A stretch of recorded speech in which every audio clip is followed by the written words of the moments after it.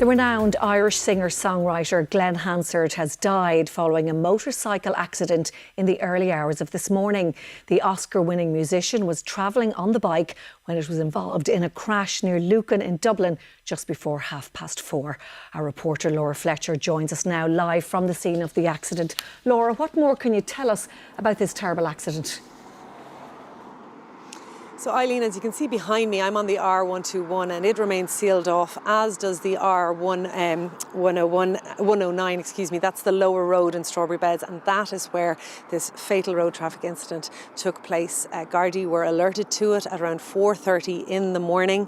When they arrived, they found a motorcyclist, the man we now know to be Glen Hansard, and he was treated at the scene, but he was pronounced dead a short time later. Now, Eileen, as will often happen or will always happen with fatal road traffic incidents such as this, the scene was sealed off so that forensic road collision investigators have been carrying out their investigations. They've also appealed for witnesses, anyone especially with dashcam footage or other camera footage, to share it with them. But for now, Gardaí are investigating this very, very tragic incident. Laura in Lucan in Dublin, thank you. Our arts and media correspondent Evelyn O'Rourke joins me in studio. Evelyn, a terrible loss of this renowned musician who started his life busking on the streets of Dublin.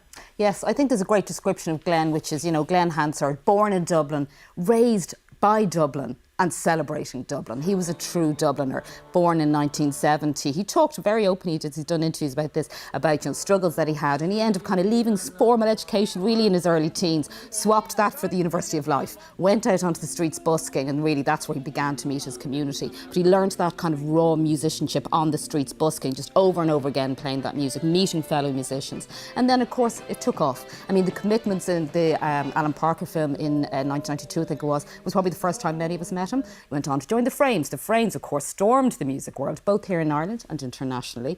I know they were huge in North America. South America had their devoted fans, but all the time doing solo projects as well. So you had this music on stage, but then you have this person off stage who loved the music industry, championing younger, burgeoning musicians. But that homelessness work, that advocacy work, a big thing people loved, of course, was Christmas Eve. He used to do the Sing for Simon outside, just there beside Stephen's Green Centre, outside the Gaiety on Christmas Eve. He was the driving force behind that. So I think what is happening today is, as the news is really sadly beginning to break through, is that people remember him as the performer. So many people are beginning to think of those extraordinary live performances with him. But for the music industry, a leader, a Gaelic chieftain nearly for them, a troubadour who led the troops.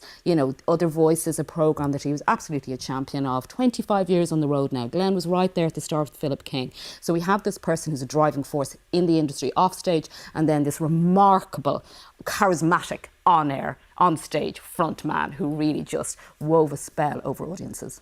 You mentioned his humble beginnings. There's a lovely story about his mother taking out a bank loan, pretending she was getting the house done up so he could make his first record. It's amazing. He talked about the fact he stumbled on music in a way because his uncle had left a guitar, and that really was his saving grace. He talked about the fact of locking himself into a bedroom and learning Bob Dylan's songs. So she obviously saw the power in that, and he was so proud of his community. Survived today. His parents are both passed, survived by his 3 siblings, and of course his beautiful wife and his son. And really thinking of the family today. And of course, we all remember that beautiful song, Falling Slowly. And let's hear a little taste of that now at the Oscars. Don't know you, but I want you.